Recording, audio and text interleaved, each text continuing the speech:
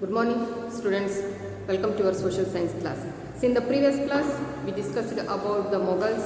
In that, we discussed about Babur and also Sher Shah and Akbar. See, today we are going to discuss about the Akbar's religious policy. See, basically, Akbar he could break the chain link of the orthodox in the palaces. So Akbar, he don't want to practice of any kind of religious impartialities. So at the time of Akbar, he gave more importance to tolerance between the religions. ಯಾವುದೇ ಕಾರಣಕ್ಕೂ ಯಾವುದೋ ಒಂದು ಧರ್ಮವನ್ನು ಮೇಲ್ ಮಾಡಬೇಕು, ಒಂದು ಧರ್ಮವನ್ನು ಕೆಳ ಮಾಡಬೇಕು ಅನ್ನೋ ಒಂದು ಮೈಂಡ್ ಅಕ್ಬರ್ದಾಗಿರಲಿಲ್ಲ. ಸೊ ಆದಷ್ಟು ಒಂದು ಟಾಲರೆನ್ಸನ್ನು ಮೇಂಟೈನ್ ಮಾಡಬೇಕು ಅಂಥೇಳಿ ಅವನ ಒಂದು ಆಡಳಿತದಲ್ಲಿ ಅದನ್ನು ಇಂಪ್ಲಿಮೆಂಟ್ ಮಾಡಿದರು.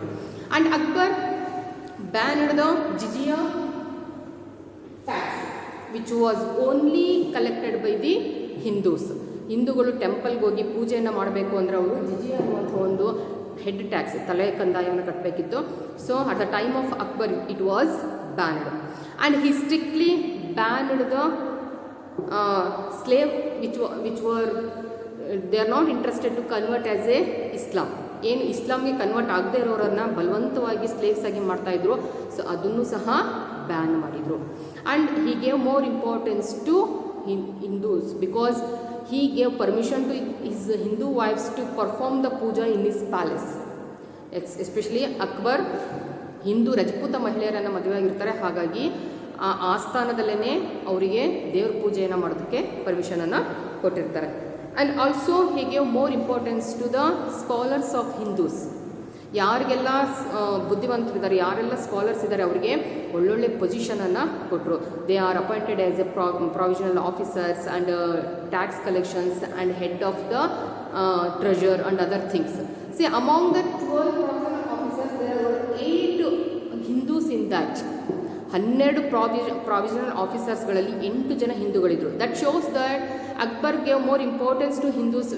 They were very clever are they were the intelligent person. ಯಾರಿಗೆ ಬುದ್ಧಿ ಇತ್ತು, ಯಾರು ಕ್ವಾಲಿಫೈಡ್ ಇದ್ದರು, ಯಾರು ಸ್ಕಾಲರ್ಸ್ ಇದ್ದರು, ಅವರಿಗೆ ಅಕ್ಬರ್ ತುಂಬಾ ರೆಸ್ಪೆಕ್ಟ್ ಕೊಡ್ತಾ ಇದ್ದೆ ಅನ್ನೋದೊಂದು ಇದರಿಂದ ಗೊತ್ತಾಗುತ್ತೆ. 12 ಜನ ಆಫೀಸರ್ಸಲ್ಲಿ 8 ಜನ ಹಿಂದೂಗಳಿದ್ದರು. ಎಸ್ಪೆಷಲಿ ಅದರಿಗೆ ರಾಜ ತೋದರಮಲ್ ಆಗಿರ್ಬೋದು, ಮಾನ್ ಸಿಂಗ್ ಆಗಿರ್ಬೋದು and Rai Singh. There are the very important officers at the period of Akbar. And Akbar gave the permission to celebrate Shivratri, Holi and Ganesha in his palace. ಹಿಂದೂ ಹಬ್ಬಗಳಾದಂತಹ ಶಿವರಾತ್ರಿ ಆಗಿರ್ಬೋದು, ಹೋಳಿ ಆಗಿರ್ಬೋದು, ರಾಖಿ, ದೀಪಾವಳಿ ಇವುಗಳನ್ನು ಆಸ್ಥಾನದಲ್ಲಿ ಸೆಲೆಬ್ರೇಟ್ ಮಾಡಿ ಅಂಥೇಳಿ ಪರ್ಮಿಷನನ್ನು ಕೊಟ್ಟರು. So these things shows that Akbar want to maintain the tolerance between the religion. ತುಂಬಾ ಸಾಫ್ಟಾಗಿ ಎಲ್ಲ ಧರ್ಮದ ಬಗ್ಗೆ ಅವರಿಗೆ ಒಂದು ಕರುಣೆ ಇತ್ತು ಅನ್ನೋದು ಗೊತ್ತಾಗ್ತದೆ. And he introduce the new religion that is Din Ilahi. ಏನು ದೀನ್ ಇಲಾಯಿ?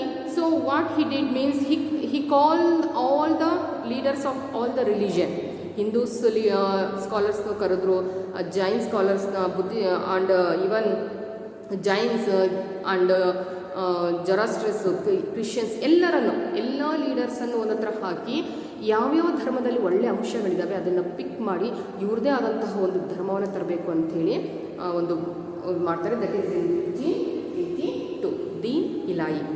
ಆ್ಯಂಡ್ ಇದರ ಒಂದು ಆರ್ಕಿಟೆಕ್ಟ್ ಯಾರು ಅಂದರೆ Abdul Fazal. Abdul Fazal is the architect of the Din Ilahi and which was introduced in the year of 1582. According to that Din Ilahi single culture, single God and single good behaviour. So ಒಂದೇ ಧರ್ಮ ಇರಬೇಕು, ಒಂದೇ ರೀತಿಯ ಆಡಳಿತ ಇರಬೇಕು, ಒಂದೇ ರೀತಿಯ ಆಚರಣೆ ಇರಬೇಕು, ಒಂದೇ ದೇವರನ್ನು ಪೂಜೆ ಮಾಡಬೇಕು. So concept of that it believed in one god, one culture and good behaviour. ಯಾವುದೇ ಧರ್ಮದವರಾಗಿರಲಿ ಒಳ್ಳೆ ನಡತೆ ಇರಬೇಕು. ಸೊ ಯಾವುದೇ ಧರ್ಮಗಳು ಹೇಳೋದು ಅದನ್ನೇ, good behaviour and well cultured persons ಆಗಿದ್ದರೆ ಮಾತ್ರ ಒಳ್ಳೆಯದು ಅನ್ನೋದನ್ನು even Din Ilahi also uphold. And next administrative system of Akbar. So at the time of Akbar Mughal dynasty was vast, ತುಂಬಾ ದೊಡ್ಡದಾಗಿ ಬೆಳೆದಿತ್ತು. ಹಾಗಾಗಿ according to maintain the discipline or maintain the administrative smoothing of the administrative, he divided his kingdom into 3 stages, that is the central government, provincial government and paraganas. Last unit is paraganas. So ತನ್ನ ದೊಡ್ಡದಾದಂಥ ಸಾಮ್ರಾಜ್ಯವನ್ನು to help the administrative effect, ಆ ಒಂದು effective ಆಗಿ administrative ನಡೆಯೋದಕ್ಕೋಸ್ಕರ he divided his kingdom into a 3 stages, that is central government, provincial government and parganas. So ಒಂದೊಂದಕ್ಕೆ ಒಬ್ಬೊಬ್ಬ ಅಧಿಕಾರಿಗಳನ್ನು ನೇಮಿಸ್ತಾ ಹೋದರು. ಸೊ ಅದರಲ್ಲಿ vakil, diwan, Mirbakshi and even priest, ಪೂಜಾರಿಗಳನ್ನು ಸಹ ಅಪಾಯಿಂಟ್ ಮಾಡ್ತಾಯಿದ್ರು. See, and especially they are appointed as the executive and head of the army and judiciary also. There were 4 ministers called vakil, diwan and Mir Bakshi. ಮೇಯ್ನಾಗಿ ಅಲ್ಲಿ ಮಿನಿಸ್ಟರ್ಸ್ಗಳನ್ನು ಅಪಾಯಿಂಟ್ ಮಾಡಿದರು, ವಕೀಲ, ದಿವಾನ ಆ್ಯಂಡ್ ಮೀರ್ ಬಕ್ಷಿ. ಅಂದರೆ ಟ್ಯಾಕ್ಸ್ ಕಲೆಕ್ಷನ್ಗೆ ಒಬ್ಬರು ಆ್ಯಂಡ್ ರೆವೆನ್ಯೂ ಡಿಪಾರ್ಟ್ಮೆಂಟಿಗೆ ಒಬ್ಬರು, ಆದರೆ ಸೆಕ್ಯೂರಿಟಿ ಪರ್ಪಸ್ಗೆ ಮಿಲಿಟರಿ ಡಿಪಾರ್ಟ್ಮೆಂಟಿಗೆ ಒಬ್ಬರು ಆ್ಯಂಡ್ ಹೋಮ್ ಮಿನಿಸ್ಟರ್ ಇರ್ತಾರೆ. ಹೀಗೆ ಅಸಿಸ್ಟ್ ಮಾಡೋದಕ್ಕೆ, ರಾಜನಿಗೆ ಅಸಿಸ್ಟ್ ಮಾಡೋದಕ್ಕೆ ಒಂದಷ್ಟು ಮಿನಿಸ್ಟರ್ಸ್, ಕೌನ್ಸಿಲ್ಸ್ ಆಫ್ ಮಿನಿಸ್ಟರನ್ನು ಅವರು ಅಪಾಯಿಂಟ್ ಮಾಡಿಕೊಂಡ್ರು. And he divide the kingdom into a sardar to assist him and they were called as a subhas. At the time of Akbar there were 15 subhas. ಅಂದರೆ ಅವನ ಒಂದು ಸಾಮ್ರಾಜ್ಯನ ಮತ್ತೆ ಸ್ಮಾಲ್ ಯೂನಿಟ್ ಆಗಿ ಮಾಡಿದ್ರು, ಅವುಗಳನ್ನು ಸುಭಾಸ್ ಅಂತ ಕರೆದ್ರು. 15 ಸುಭಾಸ್ಗಳು ಆ ಒಂದು ಕಾಲದಲ್ಲಿತ್ತು. ಆ್ಯಂಡ್ ಅವುಗಳ ಅಧಿಕಾರವನ್ನು ನೋಡ್ಕೊಳ್ಳೋರಿಗೆ ಸಿಪಾಹ್ ಸಲಾರ್ ಅಂತ ಕರಿತಾ ಇದ್ರು. And a diwan and a bakshi, a sardar, a priest, constables and waqia navis. ಅಲ್ಲೂ ಸಹ ಒಬ್ಬೊಬ್ಬರಿಗೆ ಒಂದೊಂದು ಡಿಪಾರ್ಟ್ಮೆಂಟ್, ಪೊಲೀಸ್ ಡಿಪಾರ್ಟ್ಮೆಂಟ್ ಯಾರು ನೋಡ್ಕೋಬೇಕು, ರೆವೆನ್ಯೂ ಡಿಪಾರ್ಟ್ಮೆಂಟ್ ಯಾರು ನೋಡ್ಕೋಬೇಕು, ಆ್ಯಂಡ್ ಸೆಕ್ಯೂರಿಟಿ ಪರ್ಪಸ್ ಯಾರು, ಮತ್ತು ಬೇರೆ ಬೇಸಿಕ್ ಯೂನಿಟ್ ನೋಡ್ಕೊಳ್ಳೋರು ಯಾರು, ವಾಟರ್ ಫೆಸಿಲಿಟೀಸ್ ನೋಡ್ಕೊಳ್ಳೋರು, ಹೀಗೆ ಒಬ್ಬೊಬ್ಬರನ್ನ ಮಾಡಿಬಿಟ್ಟು ಒಂದಷ್ಟು ಅಧಿಕಾರಿಗಳನ್ನು ಅಪಾಯಿಂಟ್ ಮಾಡಿದರು. And the administration of the parganas was carried out by the sikdar. Last unit parganas, ಅವುಗಳನ್ನು ನೋಡ್ಕೊಳ್ಳೋದಕ್ಕೆ ಸಿಕ್ದಾರ್ ಅನ್ನುವಂಥ ಅಧಿಕಾರಿಗಳನ್ನು ಅಪಾಯಿಂಟ್ ಮಾಡಿದರು. And amir, potdars and kanungos. And Akbar had established many hierarchies in his army, and these are called as the mansabs, and that mansabs are took care by the mansabdars. ಆ ಒಂದು ಆರ್ಮಿಯಲ್ಲೇ ಒಂದಷ್ಟು ಗ್ರೂಪ್ಗಳನ್ನು ಮಾಡಿದರು, ಅವುಗಳನ್ನು ಮನ್ಸಬ್ ಅಂತೇಳಿ ಕರೆದ್ರು. ಅವುಗಳನ್ನು ನೋಡ್ಕೊಳ್ಳೋ ಹೆಡ್ಗೆ ಮನ್ಸಬ್ದಾರ್ಸ್ ಅಂತೇಳಿ ಕರೆದ್ರು. And there were infantry, cavalry, elephantry and canal units are in the Mughal dynasty. Same ಹೇಗೆ ನಮ್ಮಲ್ಲಿ ಅಶ್ವದಳ, ಗಜದಳ ಮತ್ತು ಕಾಲ್ದಳ ಅಂತಿತ್ತು, ಹಾಗೆಯೇ ಮೊಘಲರ ಕಾಲದಲ್ಲೂ ಸಹ infantry, cavalry, elephantry and cannon troops are there. And there were a special place for the stamping of the horses. ಅವುಗಳನ್ನು ಧಾಗ್ ಮಹಲ್ ಅಂಥೇಳಿ ಕರಿತಾ ಇದ್ರು. ಅಂದರೆ ಕುದುರೆಗಳಿಗೆ ಸ್ಟ್ಯಾಂಪ್ ಮಾಡೋದಕ್ಕೆ ಒಂದು ಸಪ್ರೇಟ್ ಆಫೀಸ್ ಥರ ಓಪನ್ ಮಾಡಿದ್ರು, ಅವುಗಳನ್ನ ಧಾಗ್ ಮಹಲಿ ಅಂತೇಳಿ ಕರಿತಾ ಇದ್ರು. Okay, so next is revenue system. This is very important. So at the time of Akbar, he introduced one new system, that is Japti system.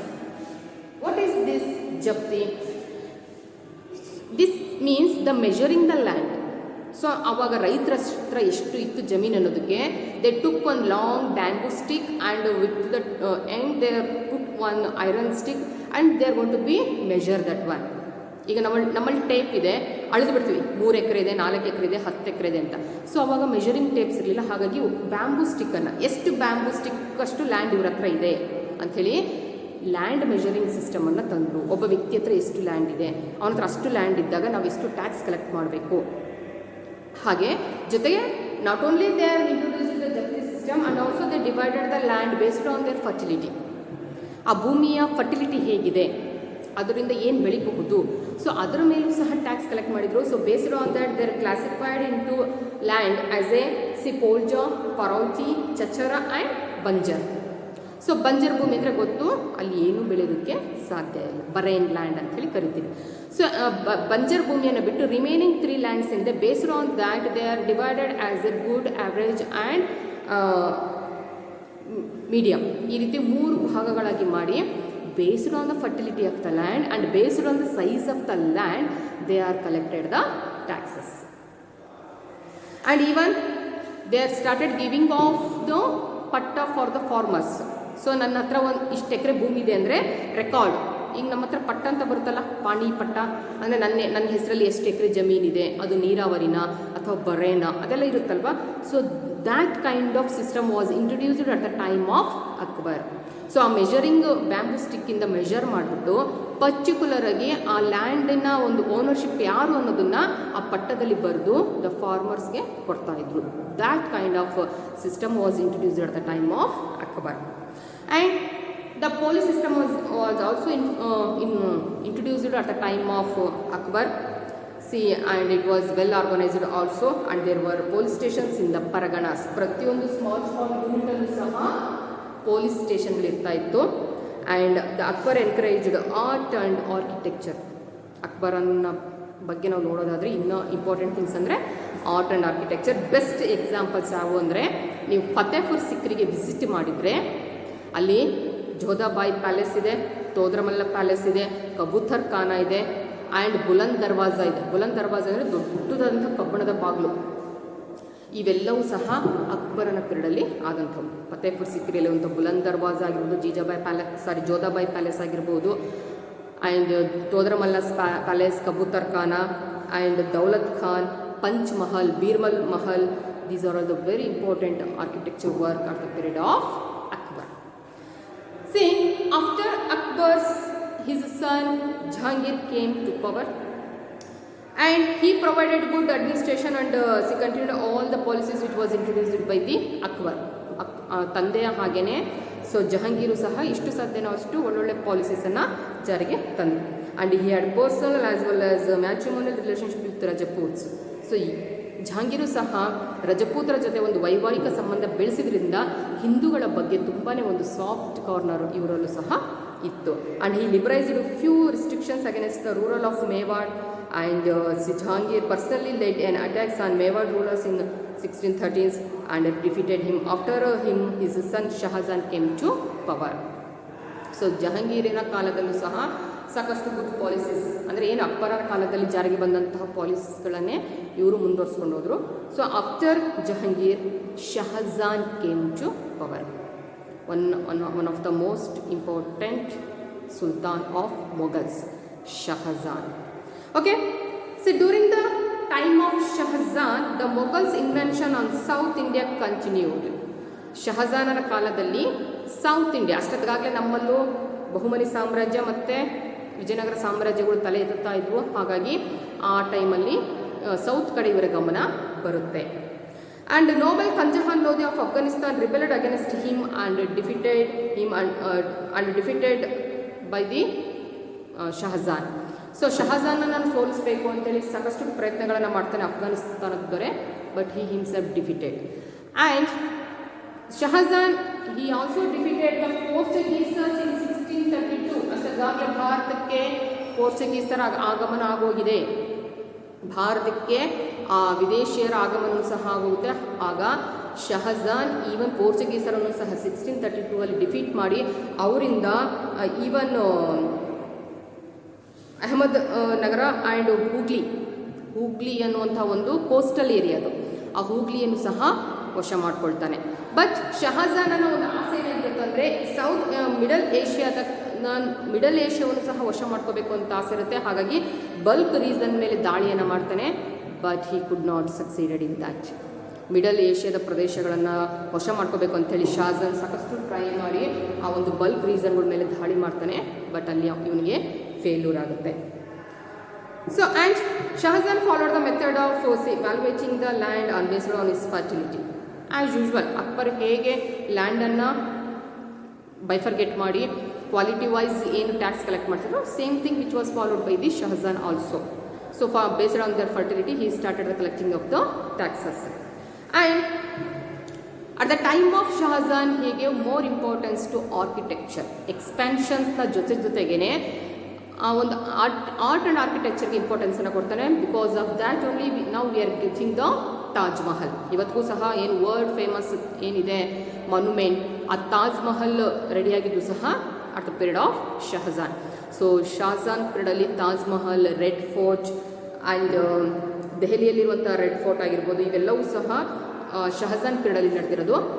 ಆ ಒಂದು ಪೀರಿಯಡನ್ನು, ಶಹಜಾನ್ ಪೀರಿಯಡನ್ನು ನಾವು the golden period of art and architecture ಅಂತ ಹೇಳಿ ಕರಿತೀವಿ. Art and ಆರ್ಕಿಟೆಕ್ಚರಲ್ಲಿ ಒಂದು golden period ಅಂತ ಹೇಳಿ ಕರಿತೀವಿ. Because Taj Mahal, Red Fort, ಡೆಲ್ಲಿಯಲ್ಲಿರುವಂತಹ ರೆಡ್ ಫೋರ್ಟ್ ಆ್ಯಂಡ್ ಇವನ್ ಆಗ್ರಾದಲ್ಲೂ ಒಂದು ರೆಡ್ ಫೋರ್ಟ್ ಇದೆ, ಸ್ಮಾಲ್. ಸೊ ಎಲ್ಲವೂ ಸಹ ಶಹಜಾನ್ ಪೀರಿಯಡಲ್ಲೇ ಆಗಿರೋದು. ಬಟ್ ಶಹಜಾನ್ಗೆ ಬೇರೆ ಯಾರೂ ರೈವಲ್ಸ್ ಬೇಕಾಗಿರಲಿಲ್ಲ. ಅವನ ಸ್ವಂತ ಮಗ ಔರಂಗಜೇಬನೇ ರೈವಲ್ ಆಗಿಬಿಡ್ತಾನೆ. ಸೊ ಆ ಶಹಜಾನನ್ನು ಆ ಪ್ರಿಷನಲ್ಲಿ ಇಟ್ಟು, ತಾಜ್ ಮಹಲ್ ಎದುರುಗಡೆನೇ ಒಂದು ರೆಡ್ ಫೋರ್ಟ್ ಇದೆ, ಆ ರೆಡ್ ಫೋರ್ಟಿನ ಅಂಡರ್ಗ್ರೌಂಡ್ ಸೆಲ್ಲಾರ್ಗಳಲ್ಲಿ, ಅಂದರೆ ಜೈಲ್ ಅಂತ ಹೇಳ್ಬೋದು, ಅದರಲ್ಲಿ ಅವನ್ನ ಶಹಜಾನನ್ನು ಹಾಕಿಬಿಟ್ಟು ಸೊ ಔರಂಗಜೇಬು ಆಡಳಿತಕ್ಕೆ ಬರ್ತಾನೆ. So Aurangzeb imprisoned his father and ascended the throne with the title of Alamgir. ತನ್ನ ತಂದೆಯನ್ನೇ ಜೈಲಲ್ಲಿಟ್ಟು ಸ್ವತಃ ಅವನ ಆಡಳಿತಕ್ಕೆ ಬರ್ತಾನೆ. ತನ್ನನ್ನು ತಾನು ಆಲಂಗೀರ್ ಅಂತ ಹೇಳಿ ಕರ್ಕೊಳ್ತಾನೆ. And he temporarily killed the rebels of Ahoms and East and unfaith in the further attacks. So Aurangzeb ತಗೊಂಡಂತಹ ಕೆಲವೊಂದು ರಾಂಗ್ ಡಿಸಿಷನ್ಸಿಂದ ಸುತ್ತಮುತ್ತಿನ ಎಲ್ಲ ರಾಜರುಗಳು ರೈವಲ್ಸ್ ಆಗ್ತಾರೆ. ಯಾಕೆಂದರೆ ಅಕ್ಬರನ ಕಾಲದಲ್ಲೂ ರಜಪೂತ್ರಗಳಿಗೆ ತುಂಬ ಒಂದು ಇಂಪಾರ್ಟೆನ್ಸನ್ನು ಕೊಟ್ಟಿದ್ರು ಅಕ್ಬರ್. ಅದಾದಮೇಲೆ ಜಹಾಂಗೀರು ಅದನ್ನೇ ಮೇಂಟೈನ್ ಮಾಡ್ತಾನೆ. ಶಹಜಾನು ಆಲ್ಮೋಸ್ಟ್ ರಜಪೂತರ ವಿಷಯದಲ್ಲಿ ಸಾಫ್ಟ್ ಆಗಿರ್ತಾರೆ.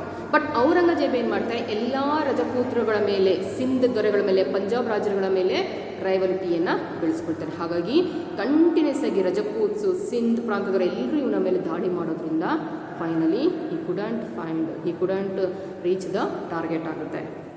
See, he had faced the revolts of Rajputs of Mewad, Rathods, Singhs, Jats, Bundels and Shadmans in the north. ಎಲ್ಲ ಪ್ರಬಲ ರಾಜರುಗಳ ಜೊತೆ ರೈವಲ್ಟೀಸನ್ನು ಬೆಳೆಸ್ಕೊಳ್ತಾನೆ. ಹಾಗಾಗಿ ಎಲ್ಲರೂ ಕಂಟಿನ್ಯೂಸ್ ಆಗಿ ಇವರ ಮೇಲೆ ದಾಳಿಯನ್ನು ಮಾಡ್ತಾರೆ. And he waged war against Adil Shahi of Bijapur. ಕೊನೆಗೆ ಸೌತ್ ಇಂಡಿಯಾದ ಕಡೆನೂ ಇವನ ಯುದ್ಧಗಳು ಬರುತ್ತೆ, ಎಸ್ಪೆಷಲಿ ಬಹುಮನಿ ಕಿಂಗ್ಡಮ್ಸ್. ಆ್ಯಂಡ್ ಈ annexed them into his kingdom and finally his enmity with the powerful Rajput led to the downfall of the Mughals. ಏನು ರಜಪೂತರ ಒಂದು ರೈವಲಿಟಿಯನ್ನು ಕ್ರಿಯೇಟ್ ಮಾಡ್ಕೊಂಡಿದ್ದ, ಕೊನೆಗೆ ಅದೇ ಮೊಘಲರ ಅಂತ್ಯಕ್ಕೂ ಸಹ ಕಾರಣ ಆಗುತ್ತೆ. And Aurangzeb attempt to implement a philosophies advocated by the Quran. ಹೇಗೆ ಕುರಾನಲ್ಲಿದೆಯೋ ಹಾಗೆ ರಾಜ್ಯದಲ್ಲಿ ಆಡಳಿತ ನಡಿಬೇಕು. ಯಾಕಂದರೆ ಇವನು ತುಂಬಾ ಜಾಸ್ತಿ ಒಂದು ಕುರಾನಿನ ಒಂದು ಇದನ್ನು ಅಡಾಪ್ಟ್ ಮಾಡ್ಕೊಂಡಿರ್ತಾರೆ. ಹಾಗಾಗಿ ಒಂದು ನ್ಯಾರೋ ಇದರಲ್ಲಿ ನೋಡಿಬಿಟ್ಟು ಆದಷ್ಟು ಮತ್ತು ಹಿಂದೂಗಳಿಗೆ ಕೊಟ್ಟಂತಹ ಲಿಬರೇಷನ್ಸನ್ನು ಬ್ಯಾನ್ ಮಾಡ್ತಾನೆ. ಹಿಂದೂಗಳ ಮೇಲಿದ್ದಂಥ ಟ್ಯಾಕ್ಸ್ಗಳನ್ನು ಜಾಸ್ತಿ ಮಾಡ್ತಾನೆ. ಎಲ್ಲ ರಜಪೂತ ದೊರೆಗಳನ್ನು ರೈವಲಿಟಿ ಮಾಡ್ಕೊಳ್ತಾನೆ. ಹಾಗಾಗಿ ಸಾಕಷ್ಟು ಸಮಸ್ಯೆಗಳನ್ನು ಎದುರಿಸ್ತಾನೆ. And many popular Hindu temples were destructed at the time.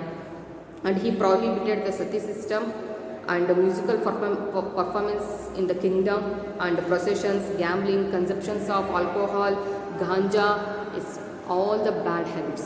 ಏನು ಇವತ್ತು ನಾವು ಬ್ಯಾಡ್ ಹ್ಯಾಬಿಟ್ಸ್ ಅಂತ ಹೇಳ್ತಿದ್ದೀವಿ, ಗಾಂಜಾ ತಗೊಳ್ಳೋದು ಅಥವಾ ಮದ್ಯಪಾನ ಮಾಡೋದು, ಇವೆಲ್ಲವನ್ನು ಸಹ ಔರಂಗಜೇಬು ಬ್ಯಾನ್ ಮಾಡಿದ್ದ. And he lived a simple life and he was called as a zinda fakir. ತುಂಬ ಸಿಂಪಲ್ ಲೈಫ್ ಇತ್ತು. ಅಂದರೆ ಒಬ್ಬ ಫಕೀರ್, ಅಂದರೆ ಈ ಫಕೀರ್ಸ್ ನೋಡಿರ್ತೀರಲ್ಲ, ಅವ್ರು ಏನೂ ಲೈಫನ್ನು ಆಡಂಬರದಿಂದ ಮಾಡ್ತಾರಲ್ಲ, ಆ ರೀತಿ ಸಿಂಪಲ್ ಲೈಫನ್ನು ಮಾಡ್ತಾನೆ. ಆದಷ್ಟು ಕುರಾನಿನ ಪ್ರಕಾರನೇ ಆಡಳಿತ ಮಾಡೋದಕ್ಕೆ ಪ್ರಯತ್ನ ಮಾಡ್ತಾನೆ. ಹಾಗಾಗಿ ಎಲ್ಲ ಹಿಂದೂ ರಜಪೂತ ದೊರೆಗಳಿಗೆ ಎಗರೆಸ್ಟ್ ಆಗ್ತಾರೆ. And he called as a living fakir. ನಾನೊಬ್ಬ ಲಿವಿಂಗ್ ಫಕೀರ್, ಬದುಕಿರುವಂಥ ಪ್ರವಾದಿ ಅಥವಾ ಬದುಕಿರುವಂಥ ಸಾಧು ಸಂತು ಅಂಥೇಳಿ ಮಾಡ್ತಾರೆ. ಸೊ ಔರಂಗಜೇಬನ ಒಂದು ಪೀರಿಯಡಲ್ಲಿ ಸ್ವಲ್ಪ ಒಂದು ಯಾವುದೇ ಆರ್ಟ್ ಆ್ಯಂಡ್ ಆರ್ಕಿಟೆಕ್ಚರಲ್ಲಿ ರಿಸಲ್ಟ್ ಇಲ್ಲ, ಆದರೆ ಇರುವಂಥ ಎಲ್ಲ ಹಿಂದೂ ದೇವಾಲಯಗಳ ಮೇಲೆ ಒಂದು ಡಿಸ್ಟ್ರಕ್ಷನ್ ವರ್ಕು ನಡೆಯುತ್ತೆ. So next we will discuss about the total contribution of the Mughals. Okay, ಅಡ್ಮಿನಿಸ್ಟ್ರೇಷನ್ಗೇನು, ರೆವೆನ್ಯೂಗೇನು, ಆರ್ಟ್ ಆ್ಯಂಡ್ ಆರ್ಕಿಟೆಕ್ಚರ್ಗೇನು, the total contributions of Mughals we will discuss in the next class. Okay.